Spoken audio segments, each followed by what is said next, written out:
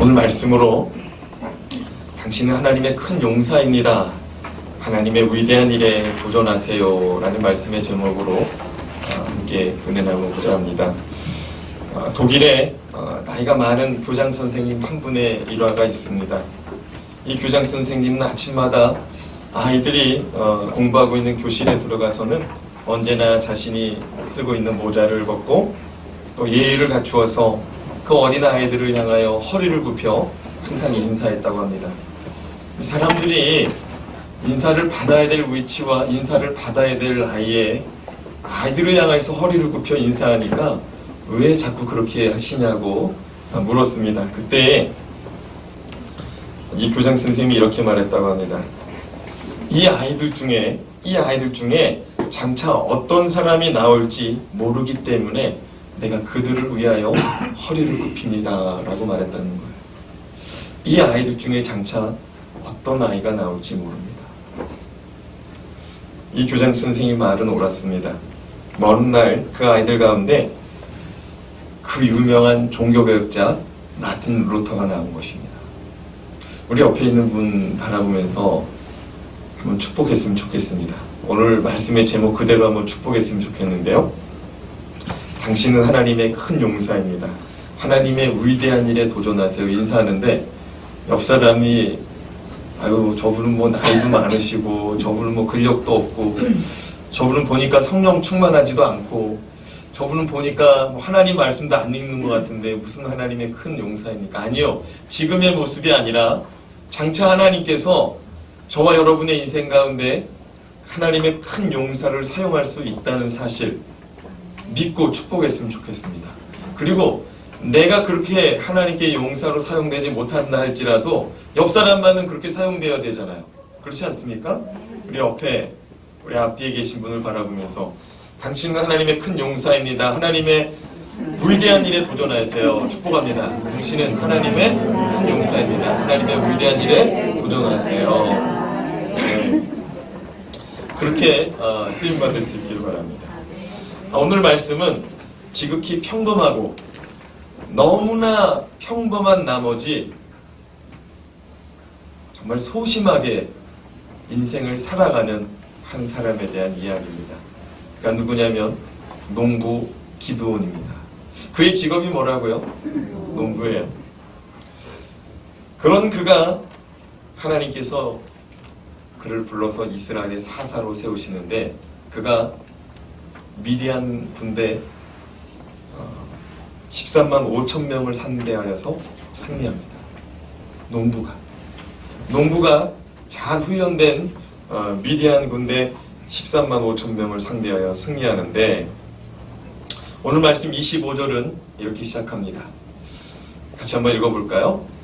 그날 밤에 여호와께서 기드온에게 이르시되 그날 밤에 누가 누구에게 말씀했다고요? 여호와께서 기드온에게.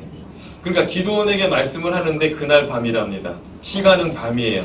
근데 그날이랍니다. 무슨 얘기냐면 그날 밤에 무슨 일이 있었다는 거예요. 그렇죠? 그날 밤에 여호와께서 기드온에게 말씀하시대요. 그날 밤에 무슨 일이 있었느냐? 그건 우리가 오늘 읽지는 않았어요. 그렇지만 사사기 6장 11절에서 24절까지의 말씀에 보면은 그 내용이 잘 소명되어 있습니다. 특별히 11절 말씀만 좀 같이 읽어보겠습니다. 시작. 여호와의 사자가 아비에셀 사람 요아스에게 속한 오브라에 이르러 상술이나 모아르에 앉으니라. 마침 요아스의 아들 기드온이 미디안 사람에게 알리지 아니하려 하여 밀을 포도주 틀에서 타작하더니. 하나님께서 이스라엘 백성을 미디안 사람의 손에서 구원하기 위해서 기드온을 사사로 택했는데 지금 기드온이 어디에서 뭘 하고 있어요?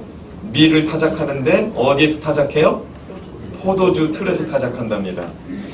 여러분 밀은 어디에서 타작하는 거냐면 넓은 마당에서 타작합니다. 그림을 좀 잠깐 봤으면 좋겠는데요.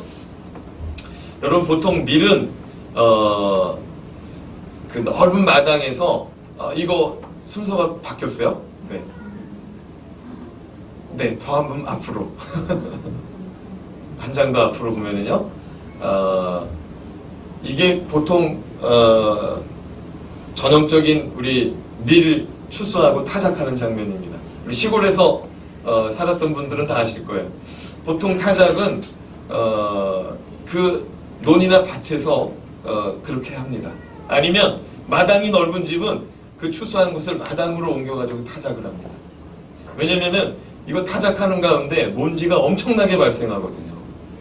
그리고 넓은 곳에 있어야 이 바람을 통해서 이 건물이라든지 이런 것들이 다 이렇게 날아가면서 걸러질 수 있거든요. 그런데 넓은 마당이나 밭이 아니라 지금 밀을 어디에서 타작했다고 합니까? 포도주틀. 우리 포도주틀 사진 한번 봅시다. 저게 이스라엘의 전통적인 포도주틀이에요.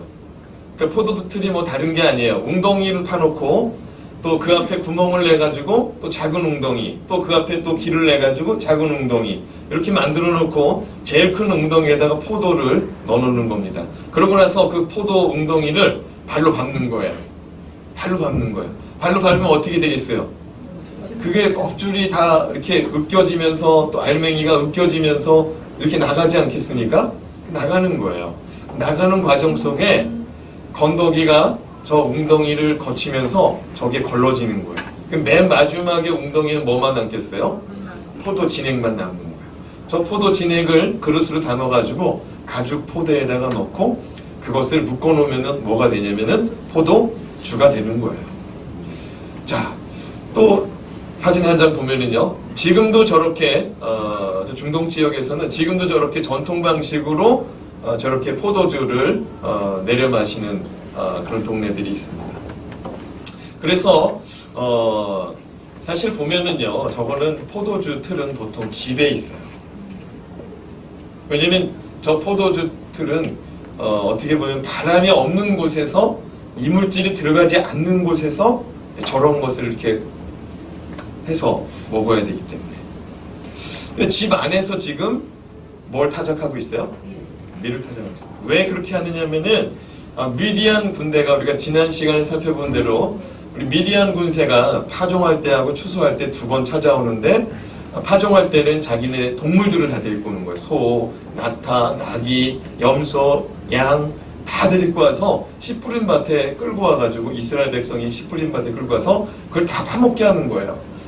그리고 추수할 때는 그 추수한 것을 다 뺏어가는 거예요. 그래서 지금 미디안 사람들이 오는 시기이기 때문에 타작하는 시기이기 때문에 저 기드온 농부가 지금 집에서 몰래 지금 타작하고 있는 거예요. 어떻게 보면은 이스라엘을 이끌고 나아가기에는 조금 부족한 용맹스러움을 갖춘 사사가 기드온이라고 할 수 있습니다. 12절 말씀, 이러한 기드온에게 하나님께서 미디안 사람들을 피해서 그 두려움에 빠져서 숨어있는 그 기드온을 향하여 하나님 뭐라고 말씀하시는지 좀 같이 읽어봅시다. 시작. 여호와의 사자가 기드온에게 나타나 이르되 큰 용사여 너와 함께 여호와께서 너와 함께 계시도다. 따라합시다. 큰 용사여 여호와께서 너와 함께 계시도다. 사랑하는 여러분, 큰 용사가 왜 숨어서 타작을 합니까? 큰 용사가, 용맹스러운 전사가 왜 숨어서 타작을 합니까? 전혀 용맹스럽지 않은 사람에게 하나님은 큰 용사라고 말합니다. 왜 큰 용사가 될 수 있느냐? 하나님이 너와 함께 하시기 때문에. 사랑하는 여러분, 하나님이 여러분과 함께 하실 때 여러분은 하나님의 큰 용사로 쓰임받을 수 있을 줄 믿으시기 바랍니다. 겁쟁이여 두려움이 많은 사람이 날지라도 하나님이 함께 하시면 큰 용사가 됩니다. 하나님이 함께 하시면 담대한 사람이 될 수 있습니다. 지혜가 없는 사람도 하나님이 함께 하시면 지혜로운 사람이 될 수 있습니다. 불가능한 일이라고 포기하던 사람도 하나님이 함께 하시면 그래 나도 한번 도전해보자. 하나님이 함께 하시면 나도 할 수 있다. 용기와 힘과 능력 얻는 줄로 믿습니다. 하나님은 기드온을 부르시고 그날 밤에 이스라엘의 사사로 세우시고 미디안 군대 13만 5천 명을 상대하여 승리하게 하십니다. 그런데 오늘 말씀은 그 미디안 군대 13만 5천 명과 싸우기 전에 기드온이 먼저 선행해야 될 일들이 있다고 가르쳐주는 말입니다. 다시 말해서 하나님의 용사로 일어서기 전에, 하나님의 용사가 되기 전에 먼저 우리가 할 일이 있다는 거예요. 자, 그렇다면 오늘 말씀을 통해서 평범한 삶을 살아가는 우리가 하나님의 위대한 일에 동참하려면 무엇을 선행해야 할까요? 우리가 어떤 일을 먼저 선행하고 하나님의 위대한 일을 시행할 수 있을까요? 첫 번째, 삶의 자리에서 변화가 필요합니다. 여러분이 살아가고 있는 가정에서, 여러분이 살아가는 그 직장과 사업에서, 여러분의 삶의 자리에서 변화가 이루어지지 않는다면 여러분은 하나님의 용사로 사용될 수가 없습니다. 부디 여러분의 삶의 자리에서 기드온과 같이 변화될 수 있기를 바랍니다. 25절에서 26절 하나님께서는 기드온을 부르시고 먼저 기드온 가정의 우상 숭배를 철저히 부셔버리라 말씀합니다. 우리 25절 26절 말씀 같이 읽습니다. 시작. 그날 밤에 여호와께서 기드온에게 이르시되 내 아버지에게 있는 숫소 곧 7년 된 둘째 숫소를 끌고 오고 내 아버지에게 있는 바알의 제단을 헐며 그 곁에 아세라 상을 찍고 또 이 산성 꼭대기에 내 하나님 여호와를 위하여 규례대로 한 제단을 쌓고 그 둘째 숫소를 잡아 내가 찍은 아세라 나무로 번제를 드릴지니라 하니라. 여기 보면 하나님께서 너의 집에 있는 바알과 아세라 제단을 찍어버려라 라고 말합니다. 여러분, 기드온의 집안은 하나님 믿는 사람들입니다. 그리고 기드온이 아버지로부터 출애굽 역사도 배웠어요. 그러니까 하나님의 말씀도 알고 또 하나님을 믿는 사람들인 가정에서 지금 뭐가 나타났어요? 바알 제단과 아세라 제단이 나타납니다. 그리고 말씀을 잘 보면은 바알의 제단을 헐며 그 곁에 아세라 상을 찍으라고 말합니다. 그러니까 집 안에 바알의 우상과 또 아세라 우상이 있는데 세트로 있어요. 여러분, 바알의 우상은 남자예요. 아세라의 우상은 여자입니다. 그래서 이게 세트로 가는데 이게 가나안의 우상이요, 가나안의 미신인데 이게 왜 세트로 가냐면 남자신과 여자신이 합방을 해서 자녀를 낳듯이 다산의 축복, 이 다산의 축복이 이 물질 사회에도 임하게 해달라는 거예요. 그래서 남자신 바알신은 돌로 깎아 만듭니다. 그리고 여자신 아세라 이 신은 나무로 깎아 만듭니다. 그래서 오늘 말씀에 보면 이 바알의 제단을 헐어버리라, 이 돌제단을 부셔서 헐어버리라 라고 말하고 아세라 상은 찍어버려라, 도끼로 찍어버려라 말합니다. 여러분, 이 바알과 아세라 이야기는 우리가 엘리야 선지자의 갈멜산의 영적 전투에서 우리가 잘 알 수가 있습니다. 그때도 우리 엘리야 선지자가 바알과 아세라 신을 대항하여 850명의 바알과 아세라 선지자와 하나님을 대표하는 하나님의 사람 엘리야가 영적인 전쟁을 펼쳤었습니다. 항상 바알과 아세라는 같이 가요. 심지어는 예레미야 선지자가 활동할 때 예레미야 시대에는 사람들이 자신의 집 지붕 위에다가 바알신과 아세라신을 모셔놨다는 거예요. 그러니까 우리가 생각할 때는 금방 이해가 안 돼요. 우리는 지붕이 뭐예요? 우리는 지붕이 초가집인 경우에는 이 지푸라기, 또 기와집이면은 구운 기와 이런 걸 생각하니까 지붕 위에다가 만약에 돌 이런 우상, 나무 우상 올려놓으면 집이 무너질 수 있잖아요. 근데 이스라엘 지역의 집은 어떻게 보면 슬레이트 집 같이 생겼어요. 네모난 집 있잖아요. 위에 옥상이 있고 흙으로 집을 짓습니다. 그리고 그 위에다 석회를 바릅니다. 석회를 바르면은요, 시멘트 바른 것처럼 딱딱해집니다.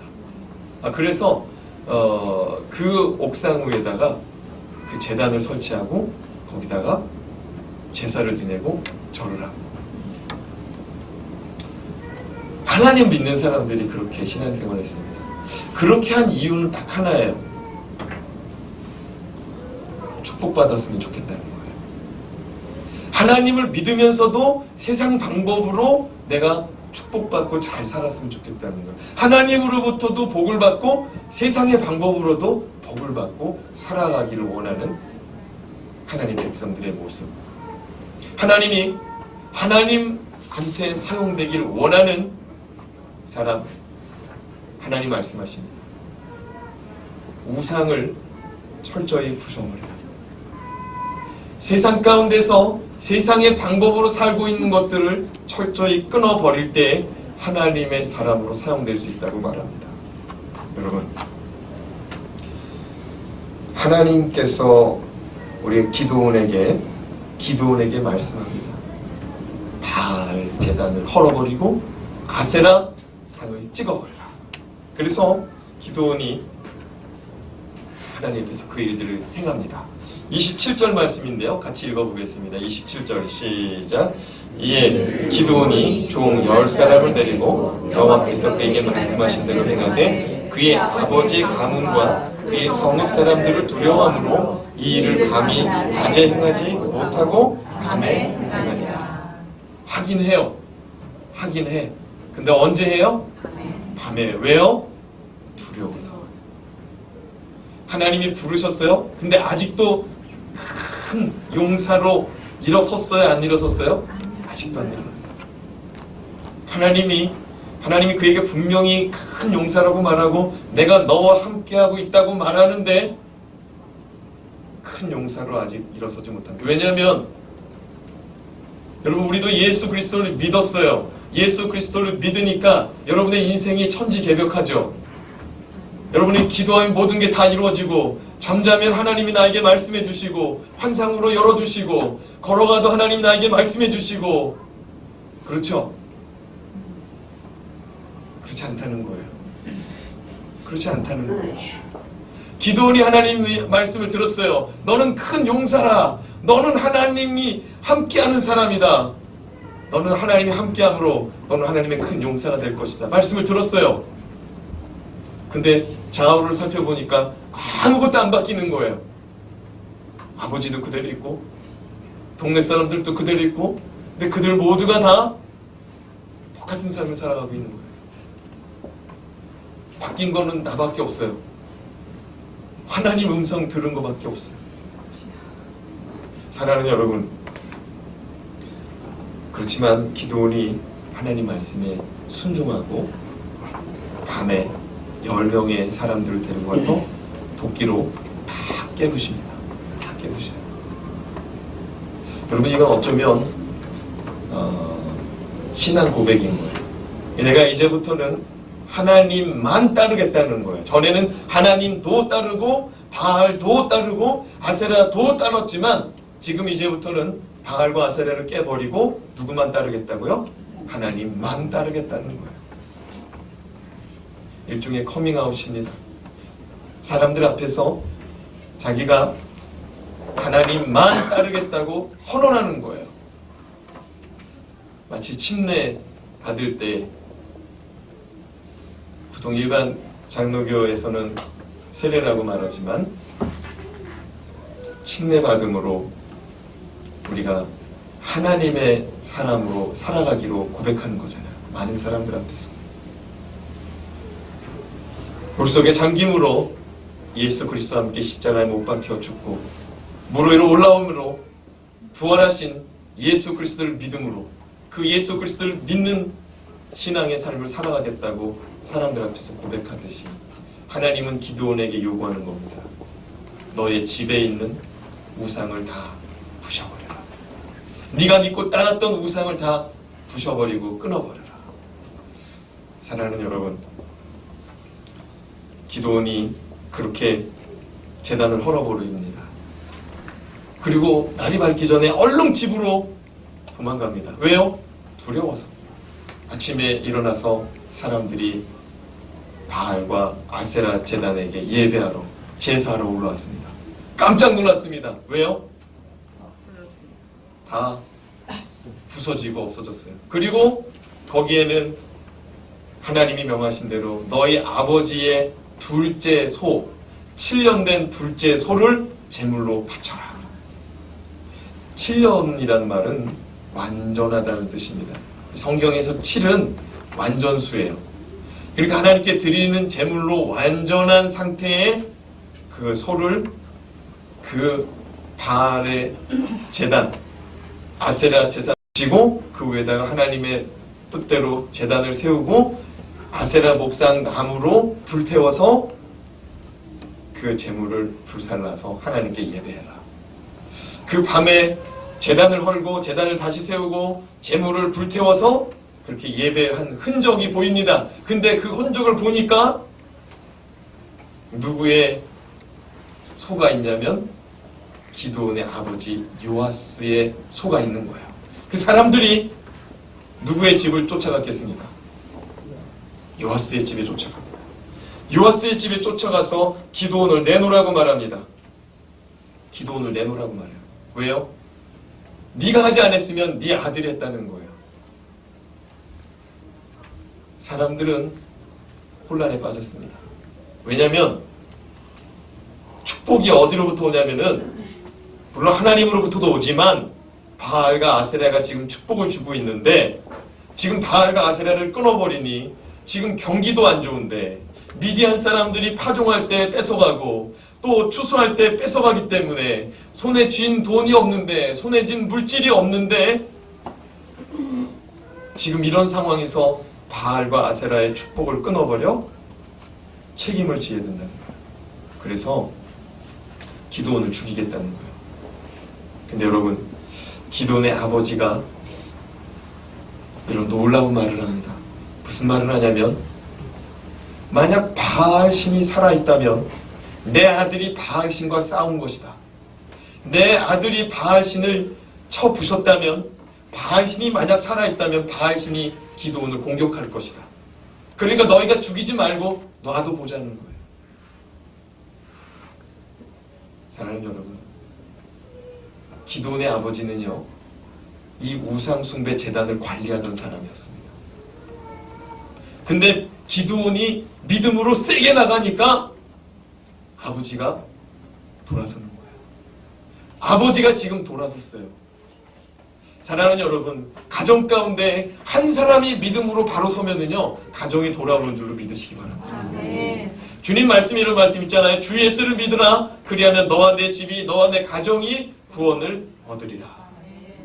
여러분, 기드온이 하나님 앞에서 바로 딱 서니까 아버지가 기드온 편을 들어요. 아버지가 기드온 편을 들어요. 아버지가 자식을 사랑하는 마음에서 그 일을 행할 수도 있지만 그의 말을 보세요. 그의 말을 보면 바알이 만약 살아있다면 바알이 기드온을 공격할 거랍니다. 무슨 얘기예요? 바알은 죽은 신이라는 거예요. 여러분, 기드온의 아버지는 바알과 아세라를 섬기는 학잡이었습니다. 그런데 기드온이 여호와 하나님 말씀을 따라 담대히 나가니까 가족들이 변화되기 시작하는데 여러분과 저의 가정, 여러분이 속한 가족들이 주님 앞으로 여러분 때문에 돌아올 수 있기를, 여러분이 하나님 앞에서 담대히 살아감으로, 여러분이 하나님 앞에서 하나님 말씀을 붙들고 살아감으로 여러분의 가족이 주 앞으로 돌아오는 역사가 나타나기를 주님의 이름으로 축복합니다. 둘째로, 하나님의 큰 용사로 사용되기 위해서는 성령의 충만함이 필요합니다. 성령의 충만함이 필요해요. 그런데 엎침대 덮침격으로 기드온은 진퇴 양난을 맞이합니다. 안에서는 기드온이 바알과 아세라 제단을 부수었으므로 그를 잡아서 책임을 묻자, 밖에서는 지금 미디안 사람들과 아말렉 사람들이 동방 사람들과 연합하여서 요단강을 건너와 진치고 있습니다. 33절 말씀인데요. 같이 한번 우리 33절 33절에 그 얘기가 있고 34절, 35절 말씀 한번 같이 읽어보겠습니다. 시작.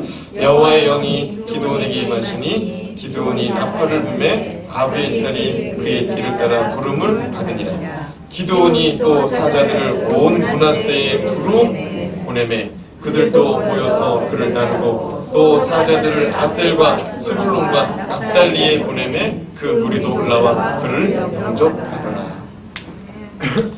앞에서는 동네 사람들이 기드온 죽이자고 합니다. 뒤에서는 지금 미디안 사람들이 군대를 몰고 왔는데 자기만 온 게 아니고 동방 사람들하고 아말렉 족속들을 다 데리고 왔다는 거예요. 사람들은 말할 것입니다.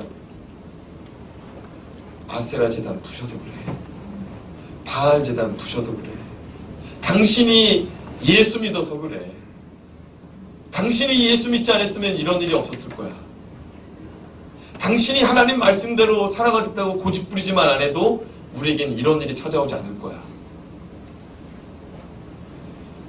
기드온이 상당히 위축되어 있습니다. 상당히 위축됐어요. 근데 그때 하나님이 하나님의 영을 보내셨다. 다시 한번 34절 말씀 봅니다. 34절. 여호와의 영이 기드온에게 임하시니. 여호와의 영은 성령을 말합니다. 사랑하는 여러분, 우리가 살아가면서 위기에 몰렸을 때 하나님은 우리 가운데 한 걸음 더 가까이 오시는 줄로 믿으시기 바랍니다. 많은 사람들이 이 나라가 지금 위기라고 말합니다. 근데 이게 위기가 아니라 기회가 될 수 있습니다. 여러분, 이번 일로 인하여서 한국 교회가 뭐라고 말하는지 아십니까? 하나같이 다 뭐라고 말하는지 아십니까? 우리가 깨어 기도할 때라고 말합니다. 우리 교회만 이렇게 말하는 게 아니에요. 저 부산에서도, 저 광주에서도 다 뭐라고 말하냐면 우리가 깨어 기도할 때라고 말합니다. 하나님이 이 나라 위정자들 때문에 한국 교회를 깨우시는 줄로 믿으시기 바랍니다. 얼마나 감사해요. 위기가 맞아요. 우리나라의 정치가, 우리나라의 안보가, 우리나라의 경제가 어떻게 될지 몰라요. 그러나 하나님의 관심사는 오직 하나님의 백성들밖에 없는 줄로 믿습니다. 하나님의 관심사는요, 여러분이 잘 되고 세상에서 얼마만큼 직위에 오르느냐, 얼마만큼 매출을 올리느냐, 얼마만큼 자녀들이 출세하느냐에 관심이 없어요. 하나님은 여러분이 하나님을 바라보고 있는지, 세상의 우상들, 세상 것들을 바라보고 있는지, 나를 바라보고 있는지, 그거밖에 없어요, 관심이. 이번 이 나라의 위기는 믿는 자들과 하나님의 교회에 큰 은혜와 축복을 여길 수 있길 바랍니다. 그래서 우리가 이 깨어있는 이 영적인 이 분별력과 이 영적인 운동을 멈추면 안 돼요. 우리는 계속해서 예배 때마다 또 개인 기도 때마다 나라와 민족과 위정자들을 위해서 기도하고, 그래야만이 다음 세대들이 이 나라에서 신앙의 자유 가운데 복음을 전하면서 하나님을 믿고 섬길 수 있을 줄로 믿습니다. 하나님께서 정말 두려워하는 기도원을 향하여 하나님의 영을 보내시는데 성령 충만함을 보내십니다. 성령 충만함을 보내니까 기도원이 뭘 불었대요? 나팔을 불었답니다. 전에는 숨어가지고 밤에만 사람들이 보지 않도록 집에서만 그렇게 운둔하는 생활을 했는데 이제는 밖에 나가서 나팔을 불고 있다는 거예요. 많은 사람들이 내 나팔 소리를 들으라고 말하고, 많은 사람을 향하여 내가 여기 있다고 말합니다. 그리고 내가 하나님께 부름받았다고 내가 외치고 있습니다. 삶이 힘들어지면요, 사람 만나는 게 두려워집니다. 물질이 없어져도 그렇고, 직장에서 또 실패를 맛봐도 그렇고, 건강이 위축돼도 그래요. 사람 만나는 게 자신이 없어져요. 성령 충만함 받으시길 주님 이름으로 축복합니다. 성령 충만함 받으세요. 하나님이 뭐라고 그랬어요? 하나님은 여호와 라파라고 그랬습니다. 나는 너희를 치료하는 치료의 하나님이다. 치료의 하나님을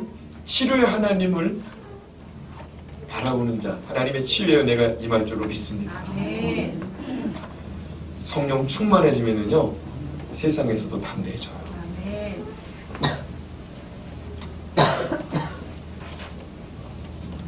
그리고 성령 충만해지니까 하나님이 그와 함께할 사람들을 붙여주더라고요. 아멘. 무슨 얘기냐면 내가 하나님 앞에서 바로 서면 하나님께서 돕는 자들을 붙여준다는 거예요. 아멘. 나와 함께할 사람들을 붙여준다는 거예요. 아멘.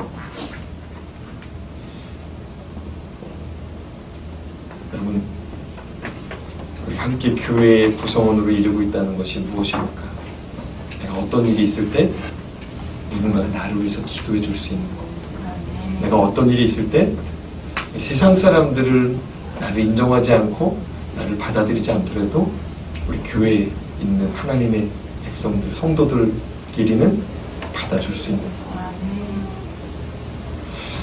성령 충만함을 받잖아요. 그러면 믿는 사람 무리를 넘어섭니다. 아멘.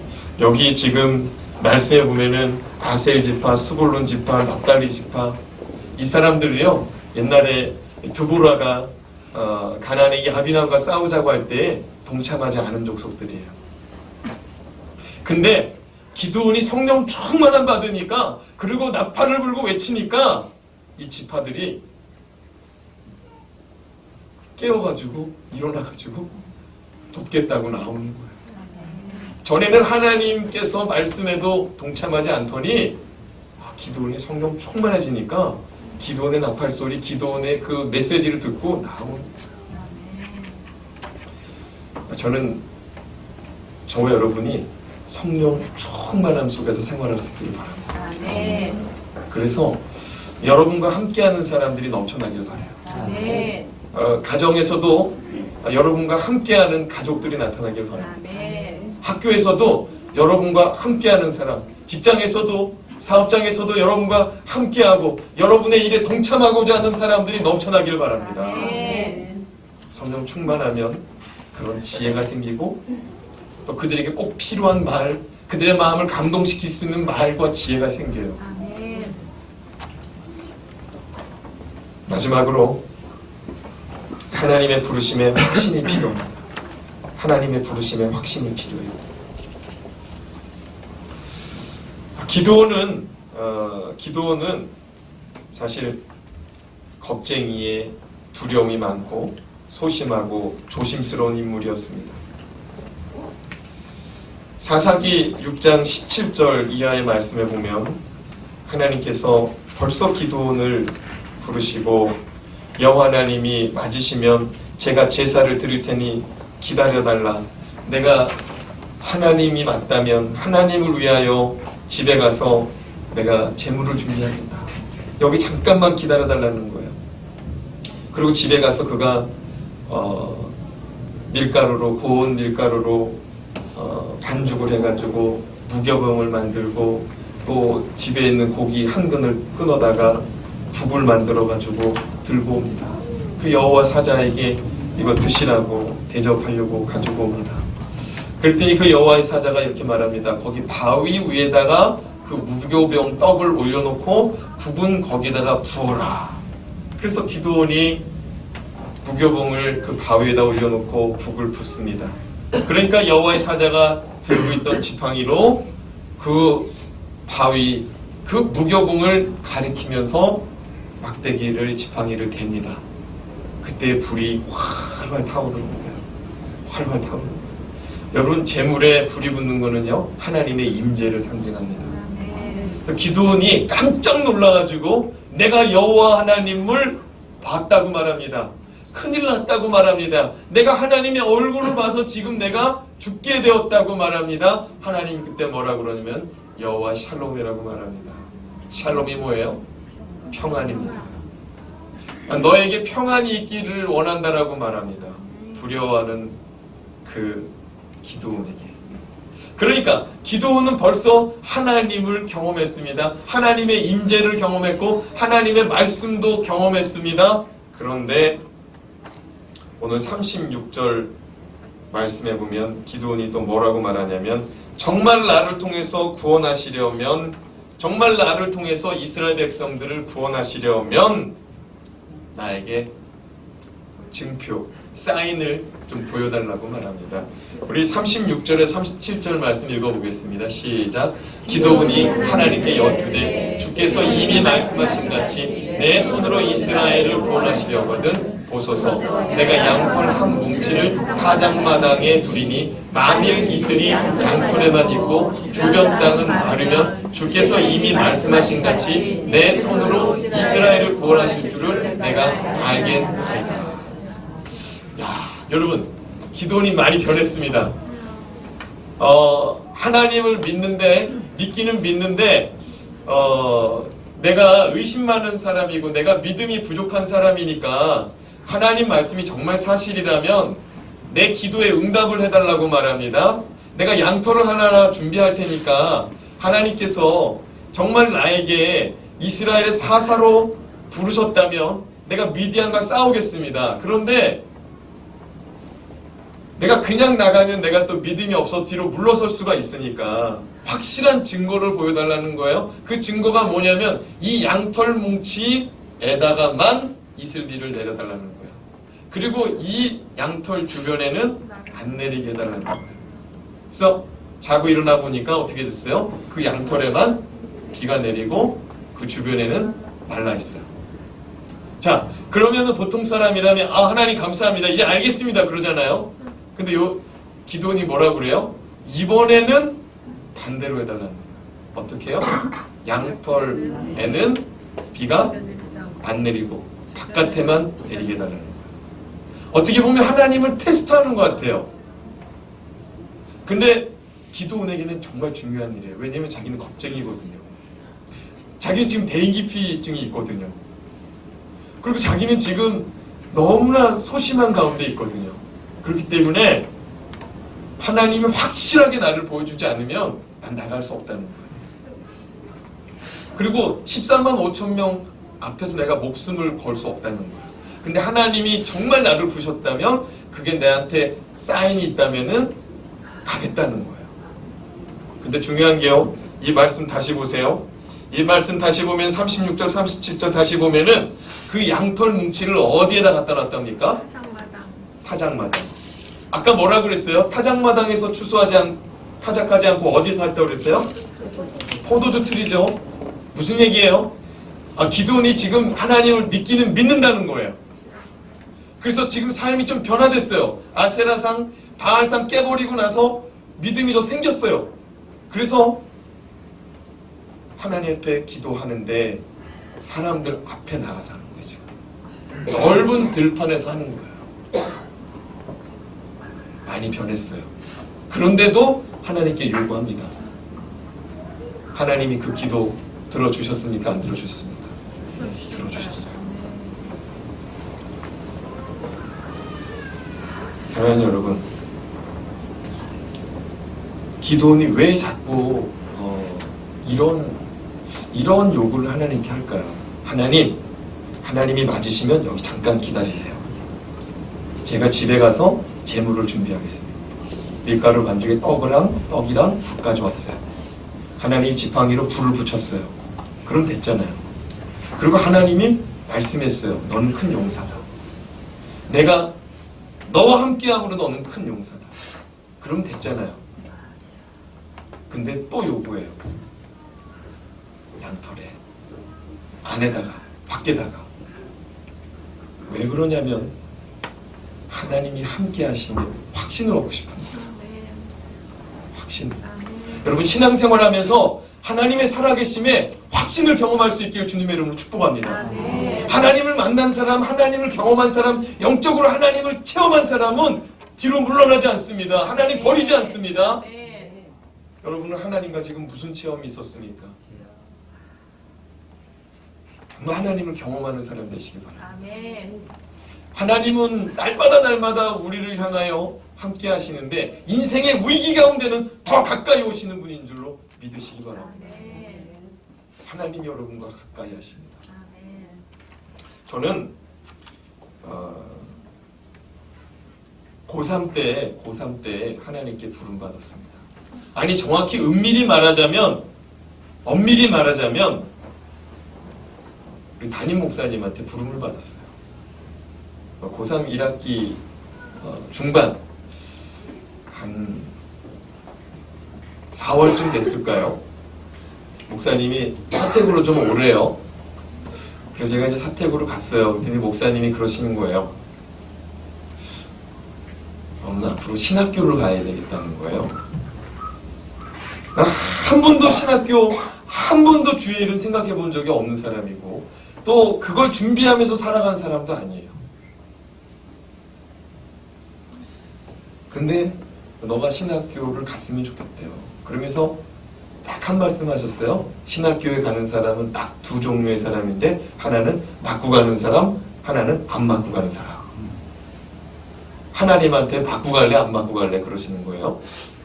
그래서 제가 저보고 어떻게 신학교 가겠냐고 물어보시길래 기왕 갈 거면 안 맞고 가야죠. 그러고서 하나님께 기도합니다. 기도하는데 하나님이 십자가에 달린 예수님을 보여주십니다.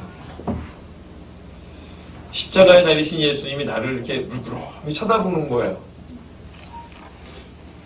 마음이 막 뭉클해지더니 그냥 뭐 다른 말 필요 없이 그냥 막 눈물이 막 쏟아지는 거예요.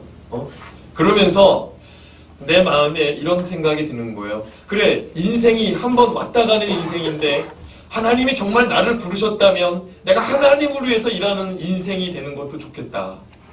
인생 뭐 2번 있는 것도 아니고 한 번 있다가 저 천국 가는데 하나님이 나를 부르셨다면 그래, 하나님을 위해서 살아가는 것도 인생이 의미가 있겠다. 그리고 이제 신학교 갑니다. 그런데 신학교 가니까 사람들이 물어봅니다. 너는 신학교 왜 왔느냐? 그리고 옆에 사람도 물어보고 서로 어떻게 왔다고 얘기합니다. 다 얘기를 들어보는데 나만 담임 목사님 신학교 가라 그래서 갔지 다른 사람들은 다 의미가 있더라고요. 어렸을 때 선교사님 말씀 듣다가 나도 선교사 돼야겠다. 어떤 사람은 아버지가 목사님이어서 얘는 태어나면은 꼭 주의 종으로 바치겠습니다. 자기는 의지와 상관없이 신학교 갈 수밖에 없는 인생이 되었다. 성경 말씀을 읽는데 어떤 사람은 성경 말씀이 튀어나오더래요. 성경 말씀이 막 큰 글자가 돼서 자기한테 와가지고 들어오더래요. 그래서 적용이 됐다는 거예요. 근데 나는 나보고 물어봐요. 너는 왜 왔냐고? 내가 십자가에 달린 거 얘기하려고 하다가 십자가 달린 예수님 보면 다 신학교 갔다고 그것도 좀 이상하더라고요. 그렇잖아요. 기도하다가 예수님 볼 수 있잖아요. 그럼 예수님 보는 사람마다 다 신학교 가는 것도 이상하잖아요. 내가 그 말은 못하고 아니 우리 목사님이 저기 가라고 그래서 그래서 내가 얼마나 그 얘기를 하고도 내가 얼굴이 부끄러운지. 그러고 나서 내가 1학년을 마치고 휴학을 하고 군 복무를 합니다. 3년 군 유학을 하는 동안에 하나님께 내가 딱 걸었어요. 휴학하는 날 하나님께 걸었어. 뭘 걸었냐면 하나님 나를 부르셨으면 우리 담임 목사님 통해서 말씀하시지 말고 나한테 말씀하시라. 왜 저분에게 말씀해서 내가 듣게 하냐고. 나를 부르셨으면 나한테 직접 얘기해달라고. 내가 3년 시간 줄 테니까 3년 동안 얘기 안 하면 나 안 가겠다고. 진짜로 그렇게 기도했어요. 하나님 3년 시간 줄 테니까 말씀해달라고. 근데 복학이 내일 모레인데 일주일 남았는데 말씀을 안 하는 거예요. 너무 불안해가지고 너무 힘들어서 그렇게 담벼락에 기대어 앉아있는데 깜막 선잠이 드는데 하나님이 이사야서 몇 장 몇 절 말씀을 주는데 그 말씀 펴보니까 내가 너를 지명하여 불렀나니 너는 내 것이라. 하나님 말씀 펴서 읽고 나서 얼마나 울었는지 몰라요. 그 뒤로 신학교 그만둬야 될 일이 얼마나 많았는지 몰라요. 그렇지만 그냥 다니는 거예요. 그리고 그냥 주의 일을 걸어가는 거예요. 왜요? 하나님이 부르셨기 때문에. 사랑하는 여러분, 우리 인생 가운데 하나님이 나에게 주시는 말씀이다 붙잡으면은요 그 말씀이 능력이 되는 줄로 믿습니다. 보세요. 기도원을 부를 때 하나님이 한마디 했습니다. 너는 큰 용사라 여호와께서 너와 함께 하시느니라. 하나님이 기도원 부르실 때 딱 한마디 했어요. 너는 큰 용사라. 하나님이 너와 함께 하시니라. 그 말씀을 기도원이 얼른 받아들었으면은 의심할 필요 없고 두려워할 필요 없었어요. 사랑하는 여러분, 주일마다 강단에서 하나님 말씀이 선포됩니다. 근데 어떤 사람은 이 말씀은 하나님 말씀으로 받아들여요. 근데 어떤 사람은 그냥 귀로 듣고 나가는 말씀으로 붙잡지 않습니다. 인생이 두렵죠. 삶이 근심되죠. 그러나 하나님 말씀 붙잡을 때 담대한 용기 얻을 줄로 믿습니다. 아멘.